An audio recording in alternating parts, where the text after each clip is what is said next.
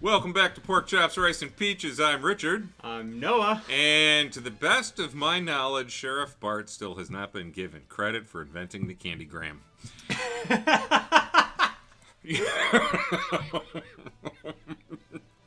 Yes, we decided today that we are going to dip our toes into shark-infested waters and talk about one of the funniest comedies ever made.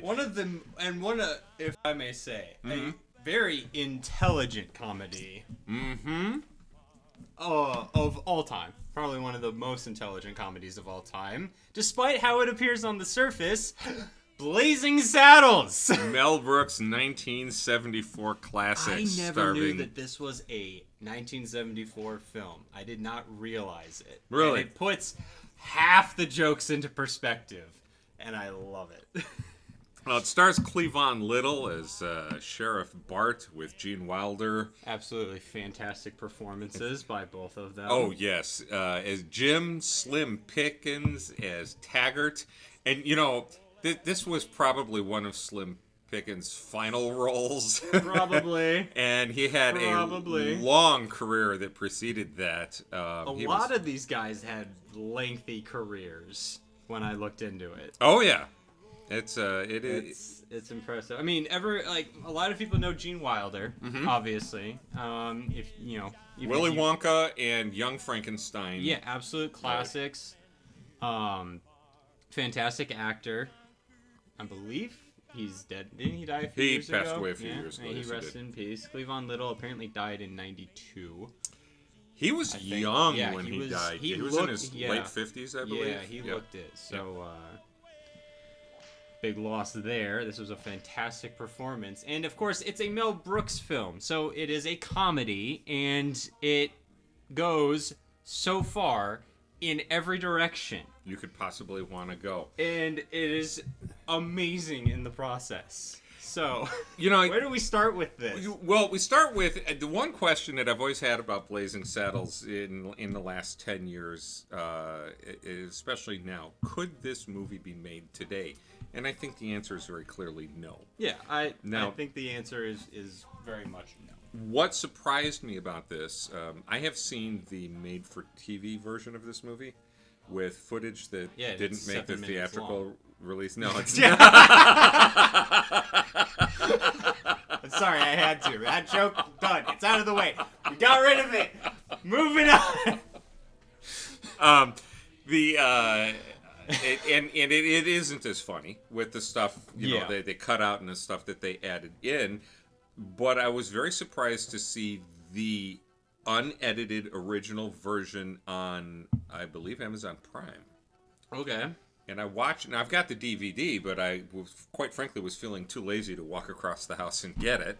There was a flight of stairs involved when I could just grab the remote and hit a couple of buttons and it was playing, which is why there's a little too much Richard. So I sat and I rewatched it, and that was the first thing that I found amazed me was completely unedited.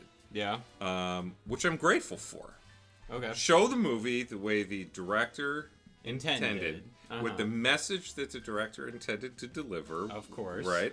And, I haven't seen too many interviews with Mel Brooks, but I know that I walked away from this movie in my late teens, early 20s, rewatching it for the umpteenth time.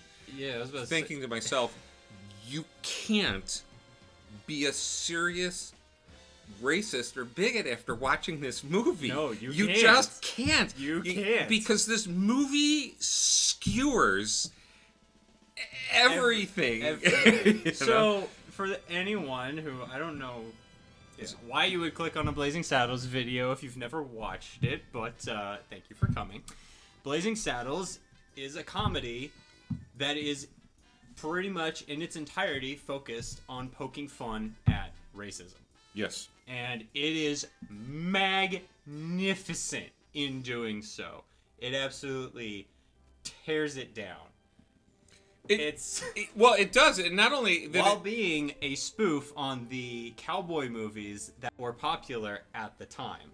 Oh, well, at the same time, I realized once I saw 1974, I was like, wait, this is coming out of the the post cowboy era. It's very definitely the Clint Eastwoods a and, Western and spoof. yeah. Yes. It also does a good job of giving that same treatment to, very briefly at the end, the gay characters that are in there. Yeah. Not making fun of them. Yeah. But making fun of the bigotry. Exactly. The prejudice against Which for them. 1974, I mean, I don't know. I was 22 years before I was even a thought in someone's head. But I don't know, that it seems almost progressive for that, in that way. And for I don't know what how the climate was back then, but I would imagine there would still be some hard feelings left over from the 60s and the 50s, and to have a big screen adaptation with comedy with this adaptation, I don't know, person who lived through it. I was 9 when this movie came out, I know, think, or 10 or something like that. I was pretty young. Of course, back then, the only thing that I remembered from the movie was the campfire scene. Yeah, okay. Of course. And admittedly, this might disappoint you, but it's nowhere near as funny as it used to be. No, it is not. It is is funny as it used to be. It is. Yep.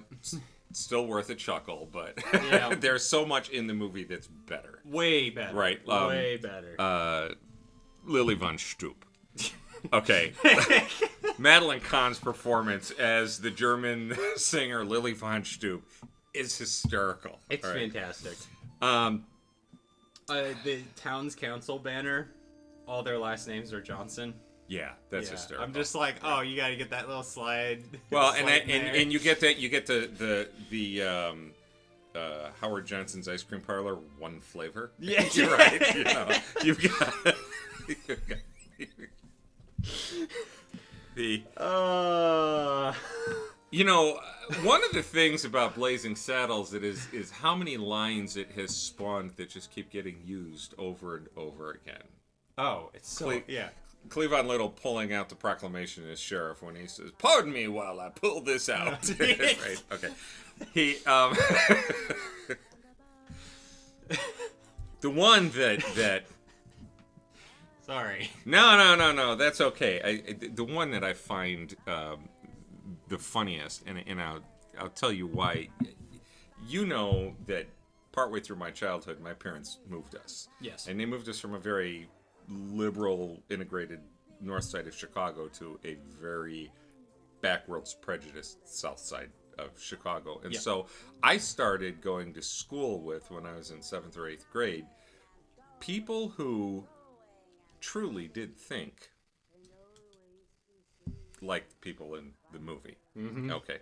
So when the little old lady is walking down the street, and Sheriff Bart walks up and says, "Well, good day, ma'am, and what a mighty fine day it is." And she looks at him and she says, "Up yours, N-word." Okay. Comes back the next day with a pie. Says, "I'm really sorry about the up yours, N-word. Mm-hmm. Please accept this small token of my apology." He shuts the window, pulls the blind. She comes back a moment later and says, "Of course you'll have, the good taste not to mention that I spoke to you in public." I grew up with those people. You gotta remember that these are just simple farmers. These are people of the land. The common clay of the New West.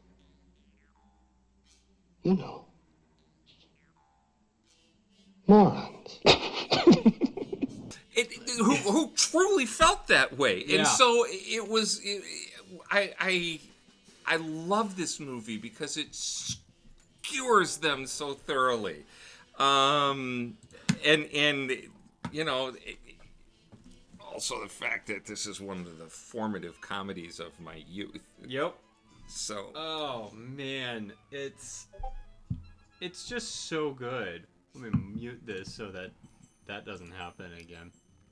It's just so good in making fun of them, but it also works as just a standard comedy as well. Yes, it does. And as a cowboy spoof as well. What's the line? he's killed more people than Cecil B. DeMille. I had to look up who that was before I got the shit. They make a reference to. Oh, he says, "Would you trust me if I was Randolph Scott?" Yep. Had to look up who that was. So it's hilarious coming back to this movie years later. Because I haven't watched it in a few years. It's one of those that you pop in every now and again because it's, This is not a watch it when it comes on movie. No, it's not. Especially since apparently the TV versions are just butchered to... Oh, heck. On free TV, yeah. There. And, they... But it's... God, I'm looking at my notes. Great lines here. I think my favorite is when they're talking about building the fake town. Mm-hmm. And he's like, well, all they want in return is a little slice of land to settle on. And the town's guy looks at him and says, fine, but we don't want the Irish. There it is. The one racist joke I can repeat without getting in major trouble. Yes. YouTube comes after us from the Ireland field office and says, "No, you can't do that." It's just so good. How many jokes did you have to go back and look up? So you were probably about 14 or 15 when I showed this to you. Yeah. How many jokes did you have to go back and look up now as an adult? Cecil B. DeMille. Okay. Randolph Scott. All right. I did a fact check on a joke because halfway through the movie you've got, the movie starts to throw, nods that they don't care about the time setting as kind of a hint to the ending of this movie, which is fantastic.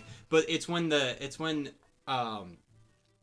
Von Stupp's background dancers come in and they're in World War I. German-Prussian uniforms with a gun that isn't going to be made for another 40 years.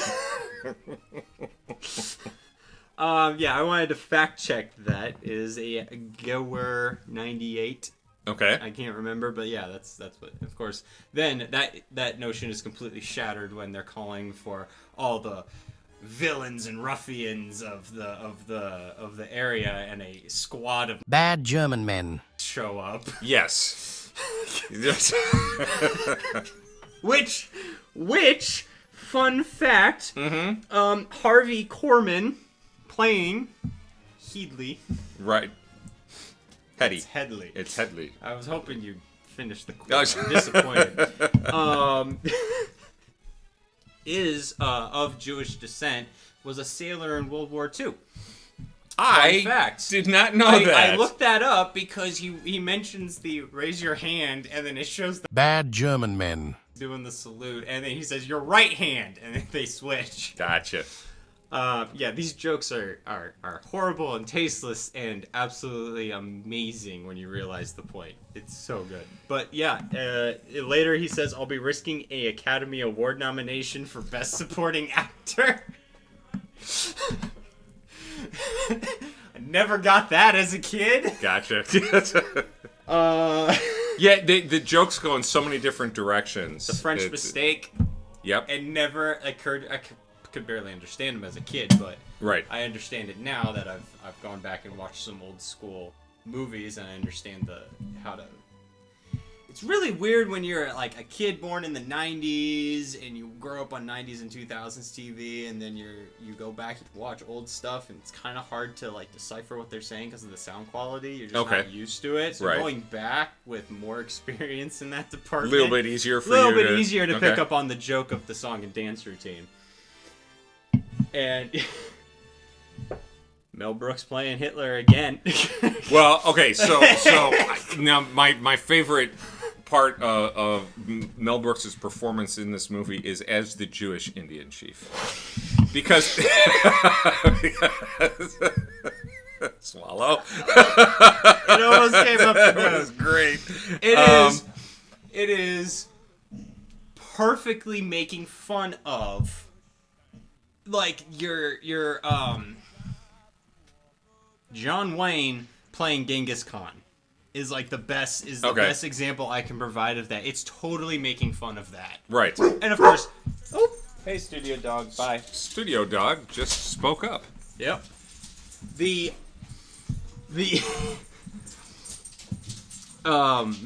it's making fun of that trope where they would just use a white actor in every role of significance, while also delivering some of the best lines in the movie. In that scene where they're like, we couldn't go in the circles with the white folks, so we made our own circle. That is a riot. It is. I've never looked up. He's singing out Lohengrin. Yeah. You're right, Lohengrin. Come on, get out of here. Take a hike. And then he turns to his Indian partner and says, "Sheesh, they're darker than we are." I mean, it's just so horrible. Boys. Whoa! 2 studio dogs making their appearance. Hi, guys. Hello, Zuko. New location, new dogs. There we go. They totally drove any thought I had out of my head while they were licking my chin and my throat. Yeah, the jokes. Again, you can't look at this movie. I know so many people nowadays, or in my friend group, who love this movie. Who absolutely love this movie and love it for what it does and, why it does it. Right. And think it's one of the greatest comedies of all time, which there's an argument to be made there. Yes. It is absolutely fantastic. So you're right. It is a movie that probably could not be made today. I think the closest equivalent you could think of is Tropic Thunder, but Tropic Thunder was also providing commentary with the one big thing everyone remembers Tropic Thunder for, and that's Robert Downey Jr. I've never seen it. It's honestly, I don't think this might be controversial. It's not super great. Okay. And I think Robert Downey Jr. is the best part of that movie. Okay. And it's because of he's playing this arrogant Australian actor who thinks that he can take on any role, so he goes and gets surgery to darken his skin tone so that he can play this. And one of the funniest things is another black actor in the movie, because they're all actors making a Vietnam War film. Okay. One of the other characters is like challenging him on everything he says, because he's totally in character. He's calling everyone brother. And Gotcha. basically, he challenges him to say the N-word, and Robert Downey Jr.'s character starts fumbling. Breaking character because he doesn't want to say that. Because he doesn't want to say it. All right. and that's the commentary in Tropic Thunder is, they're making fun of actors who think that they can do anything, even going to that extreme. Well, Mel Brooks is doing the same thing in this film. He's only doing it in the 70s, and I mean, Cleavon Little he's the star, and he gets top billing in this. Yes. He's got straight up top billing in this, and he puts on a fantastic performance. And Gene Wilder is obviously hilarious in this as well. What was the thing? I love that they gave him. I never noticed it. This is another one that I didn't notice, but I come back to now. Gucci saddlebags. Yep. Gucci saddlebags. And the absolutely hippest fantastic cowboy outfit you could possibly want to wear. And he pulled it out. It looked good. The one of the things that I've always wondered about, and I checked into this, I looked up the writing credits, and I always knew that there was a team of writers on here, but the writer that stands out the most in this movie, the one that jumps off the screen when you see it, is Richard Pryor. Now, I don't know how much of Richard Pryor's comedy you have ever watched. Richard Pryor was extraordinarily talented. He was wickedly funny. He was raw. He was rude. I've seen his stuff. He's funny. He's a comic genius. Funny. Right? My gosh. And with Richard Pryor being one of the writers on this movie, I could imagine that Probably saved Mel Brooks a lot of I think trouble. I think the Jewish community is not immune from criticism, ridicule, etc. No. Going back a long way. Yeah, you've read Ivanhoe. You've read Merchant of Venice. Yep. Right. Okay. So we've got Mel Brooks and Richard Pryor bringing some authenticity to what it is that they're trying to deal with in such a hysterical way. If you haven't seen Blazing Saddles, go watch it. Yeah. And if you are easily offended, remember the time that it was written in and filmed in. And the purpose of it. And because it genuinely is not meant to be, well, it's meant to be offensive in a humorous sense. It's meant to be so, like some of those lines, like, let's be honest, that opening scene on the train tracks is there for shock value. You're like, oh! Well, it does kind of set the tone for everything that was going on. It sets the tone. Yes. So, yeah, they make these crude, horrible, offensive jokes. But have you noticed that every white person besides Gene Wilder in this movie is a moron? Yes. It's not exactly subtle about its commentary. Right. The conversation between Lyle, that master performance, it was Burton Gilliam was the actor. Between Lyle and Bart before he becomes sheriff about singing a work song. Yeah. All right. I get no kick from champagne. Okay, you got it. It just sets the tone for silliness from the beginning. This is, if you haven't seen it, I think a must-see movie. If you like comedies, it's a must-see. Yeah. If you haven't seen it, you probably should give it a watch. Hey, Studio Dogs, you want to calm down? I'm wondering how soon the camera topples over. Yeah, I'm taking bets on it. All right. So, final thoughts on Blazing Saddles? Go watch it. Go enjoy it. It's meant to be enjoyed. Yeah, that is it. Just sit down, have a laugh, take it for what it is. Yep. Especially the zaniness at the end of the movie, because this movie ends unlike any other movie you're gonna see. Oh man, that was another one that I looked up. Is the guy that Headley falls into the autograph of. Mm-hmm. How did he do such amazing stunts with such small feet? Small feet. I think is what he says. Had to look up that name. Probably a sin from the stunt actor for having to look that up. Yeah, I don't know. I noticed today Hal Needham has an uncredited role as an outlaw, and Hal Needham was a stuntman and then a director and writer. And just buried in the back of this movie. These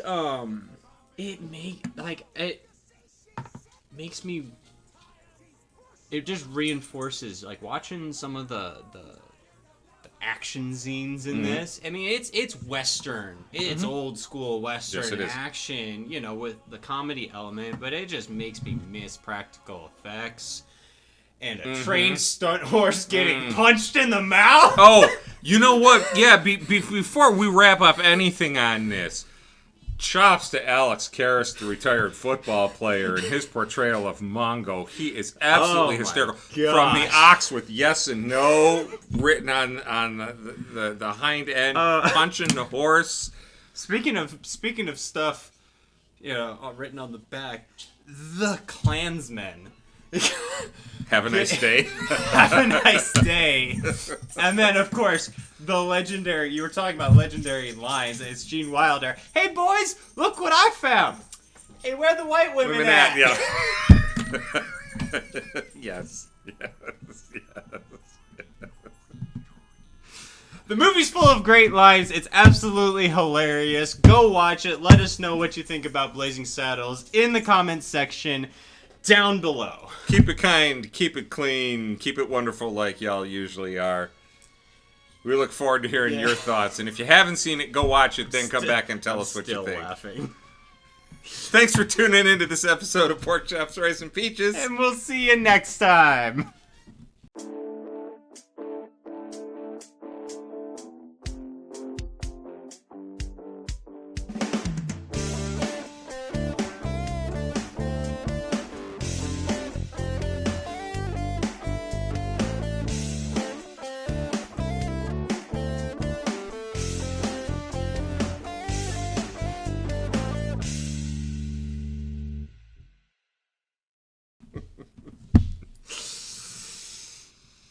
Oh my! Dude, we got gosh. through this whole thing without talking about Dom DeLuise. I don't know how, but In his great role as the director at the end of the movie. I was looking up trying to figure out if he was like spoofing any particular director. I have no idea. Because Cecil was mentioned. And I had to look that up. That was Stomping his hilarious. foot. Watch me. I'm not going to say it. I don't want to get demonetized. The French mistake.